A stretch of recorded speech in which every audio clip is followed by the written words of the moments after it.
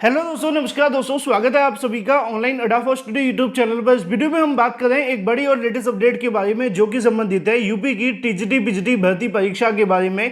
TGT PGT भर्ती परीक्षा के अंदर बड़े बदलाव को लेकर, क्योंकि अभी तक टीजीटी पीजीटी माध्यमिक शिक्षा सेवा चयन आयोग से होती थी।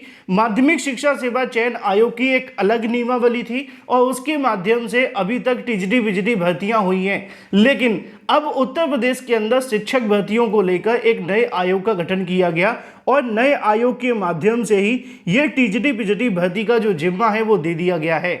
अब वो कहते हैं ना, कुछ नया होगा तो कुछ न कुछ नया तो लेकर के आएगा। नया शिक्षा सेवा चयन आयोग नया है, बेशक उसकी बिल्डिंग पुरानी है, लेकिन अगर कुछ नया देखने के लिए मिल रहा है तो वो है नई नियमावली, यानी कि टीजीटी पीजीटी भर्ती के अंदर जो पहले होता था वो अब नहीं होगा और जो पहले नहीं होता था वो अब होगा। इसको लेकर जानकारी टीजीटी पीजीटी नई नियमावली की अधिसूचना के माध्यम से आपको दी जाएगी।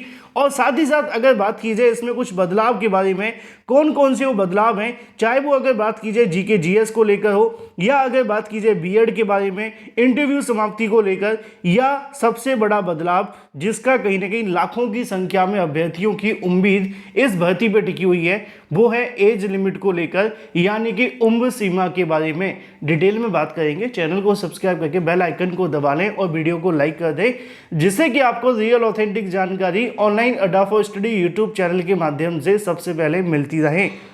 और बात कर लेते हैं सबसे पहले टीजीटी पीजीटी भर्ती परीक्षा के अंदर कुछ बड़े बदलाव को लेकर। अब तक जो टीजीटी पीजीटी परीक्षाएं आपको देखने के लिए मिली हैं साल 2021 तक, इसके अलावा अब होने वाली परीक्षाओं के अंदर कई अलग अलग प्रकार के बदलाव हैं।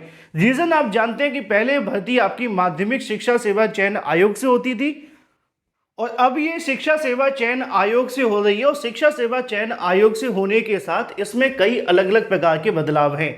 अभी तक जो आपकी भर्ती देखने के लिए मिलती थी उसमें सीधा सा प्रोसेस होता था कि जो अभ्यर्थी आवेदन करते थे, जैसे कि टीजीटी की अगर बात करें तो टीजीटी की जो योग्यता होती थी वो सिर्फ इतनी सी थी कि उन्होंने ग्रेजुएशन के साथ में संबंधित विषय के साथ अगर उन्होंने स्नातक किया है, यानी कि ग्रेजुएशन किया है, प्लस उन्होंने बीएड कर रखा है, तो वो इसमें आवेदन कर सकते थे।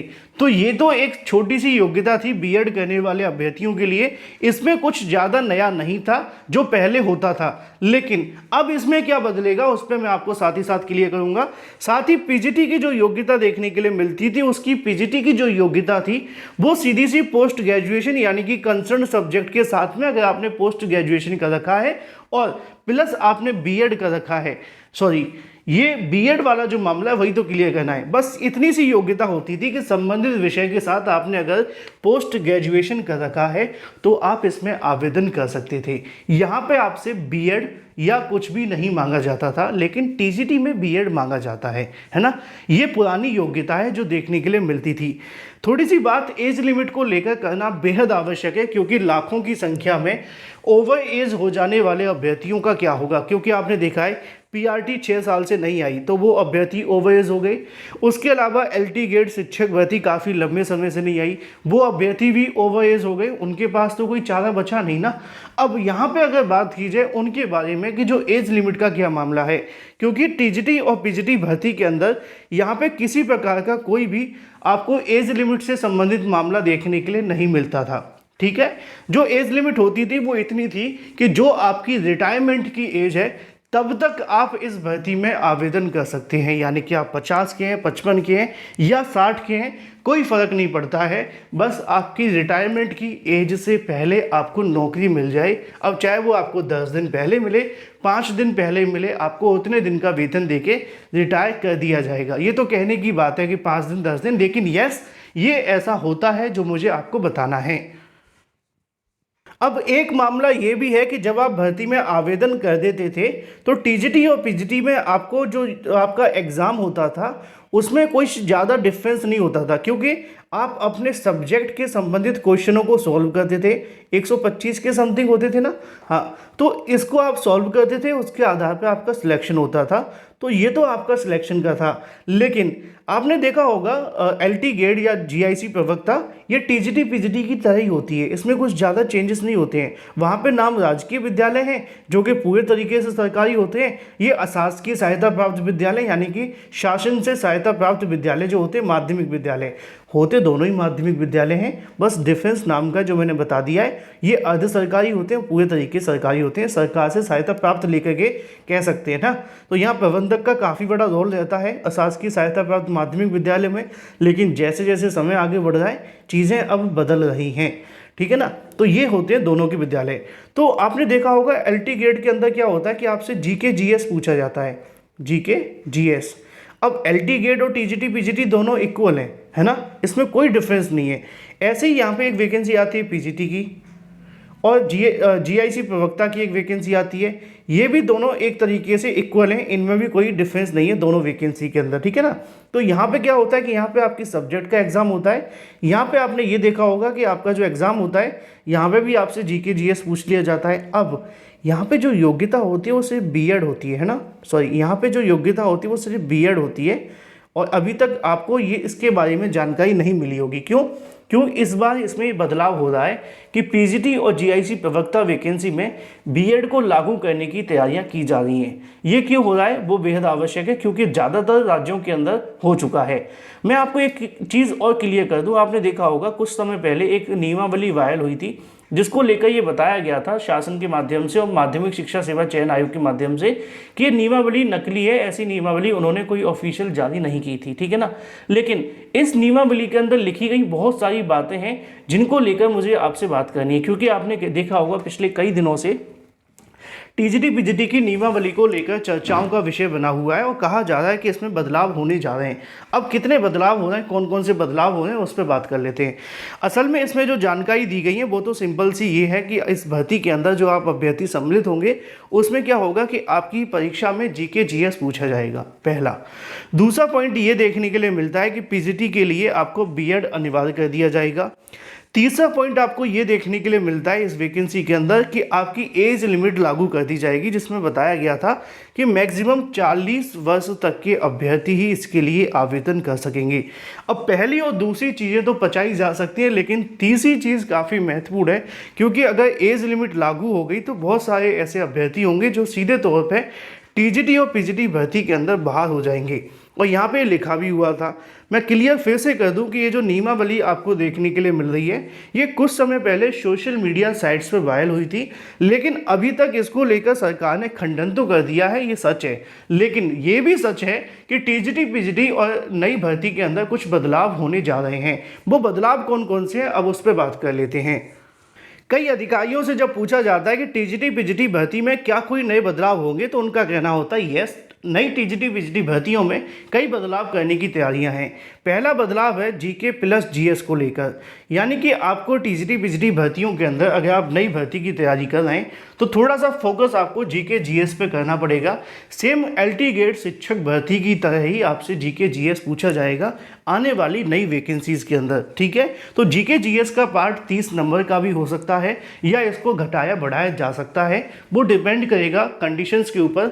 और हो सकता है कि एग्जाम पैटर्न में कुछ बदलाव करके क्वेश्चंस को कम कर दिया जाए, नंबर को ज़्यादा कम कर दिया जाए या बढ़ा दिया जाए, जिससे क्या होगा कि गणित बराबर हो जाएगा, ठीक है। तो ये तो हो जाता है जीके जीएस का पार्ट।